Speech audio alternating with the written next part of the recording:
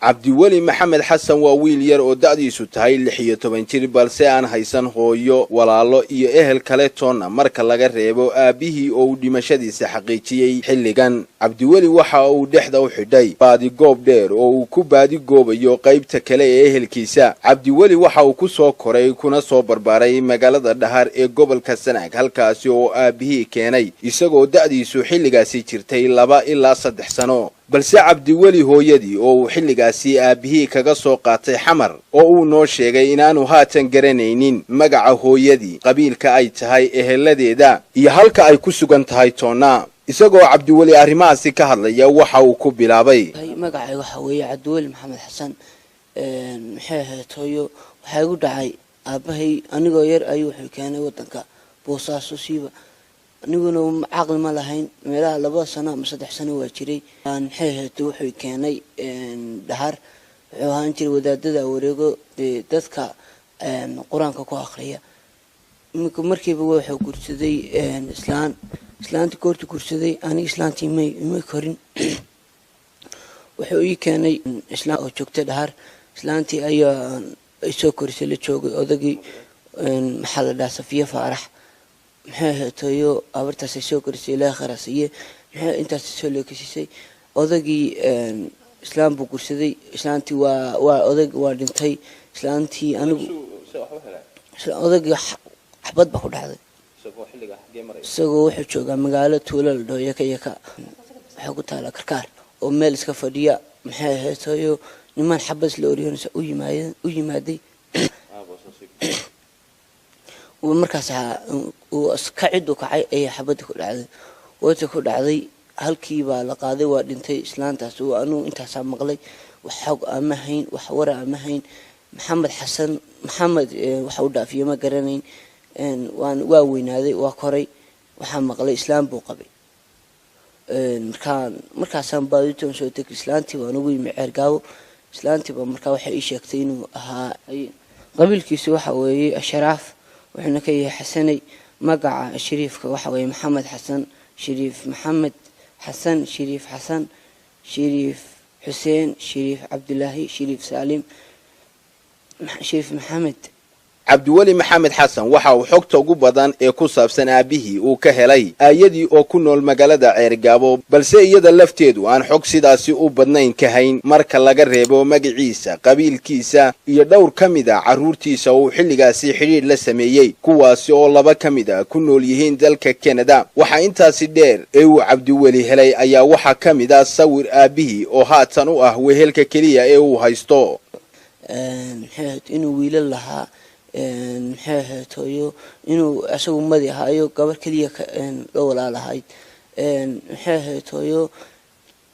ini uu wiilashiisuna jiraan Toronto midna uu jiro Canada oo la dhaho Hanad Maxamed Shariif iyo Cabdisaaq kuwa ma isku dayday inaad la xidhiidho waa isku daynay 10 goor baan isku daynay lambaradoodu ma badhacayaanba marka lambarada islaanta horu haysay islaanta lambarada uu qoray book badan ugu qornaayeen adeerna waanu haynaa laakiin waa lambaro hore oo la isticmaali jiray ma waa lambaro hore laga guuray marka iminka qaabkeebaad doonaysaa bal in lagu loo baadi doono walaalaha waxa tiri qaar Toronto joogan qaar meel kale joogan xogta aad haysaana waa inta hooyada ma garanaysaa meel ay ku wardambeysay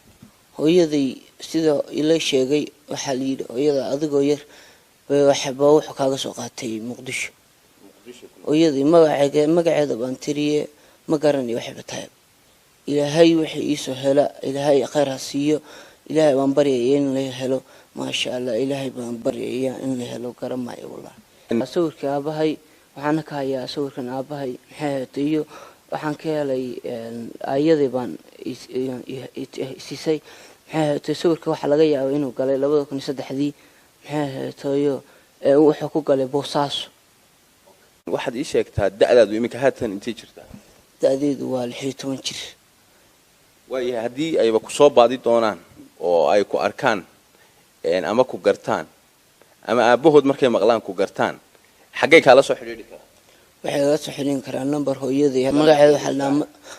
Madiina Cabdi Faarax waa gabadha haatan gacanta ku haysa Cabdiweli Maxamed Xasan waxayna dhankeeda faahfaahin ka bixisay xogta ay heshay muddadii uu Cabdiweli baadi goobka ugu jiray eheladiisa. Madiina Cabdi Faarax waxaan joogaa magaalada Ceergaabo waxaan gacanta ku hayaa Cabdiweli Maxamed Shariif Xasan Cabdiweli waa inay yar oo dhibana ah oo maxaan ku yiraahdaa qof walba oo dareen ku jiro islaamnimo ama qiiro ay ku jirto oo ubad ka dareemaya oo dareemka dhibta ku sugan yahay waa inay yar oo isagoo yar aabihii uu dhintay hooyadiina oo aabihii uu ka soo qaaday wuxuu ka soo qaaday hooyadii warka saan ku helay anigu Cabdiweli hore uma noqonin muddo imika 2 bilood ah ayaan xogtiisa iyo warkiisa aan gacan ururinayay uuna ila noolaa aniga sidaan ku noolaa ku ogaadina waxay ahayd si yar inay yaraan dhalay bay saaxiib ahaayeen isleegihiin markuu magaalada yimi Ceergaabana muddo 4 bilood ah ayuu ku sugan yahay hooyo la'aan buu ku weynaaday iyo aabe la'aan ilaahay islaamkiisii ayuu uga dhigay waalid oo soo koriyay maanta halkan buu joogaa aabihii wuxuu ku dhashay Oromiya ka tirsan tuuro ka tirsan oo ay isku hayaan Soomaalida iyo Oromadu oo leh balbaleeti buu ka soo jeeday wuxuuna ku barbaaray Muqdisho wuxuuna ku lahaa xaafadda Soos buu guri ku lahaa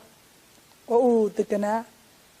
intii ka dambeysay adigu ilaa 2001 xogta saan ku helay ayuu joogay Boosaaso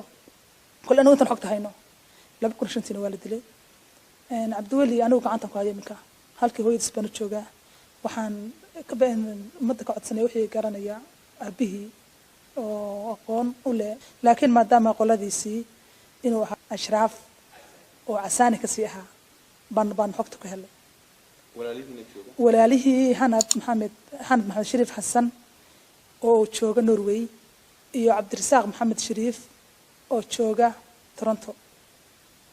labada wiil baan maqlay dad kala faro badan oo gabadh Jamiilo la yiraahdo Jamiilo bayna jirta oo ku qoran aanu haynayna qoraalkeedii hablo faro badan oo meel ku qoran laakiin muhiimaddu waxa weeye cidii aragtaba inay Cabdiweli sii gudbiso waxaan ku yiraahdaa qof oo la soo xiriiro 063 428 5532 lambarka baa laga helay Cabdiweli ilaa goormaad adigu rajaynaysaa inaad gacanta ku sii hayso maadaama aanu ehel kale iyo cid kale anigu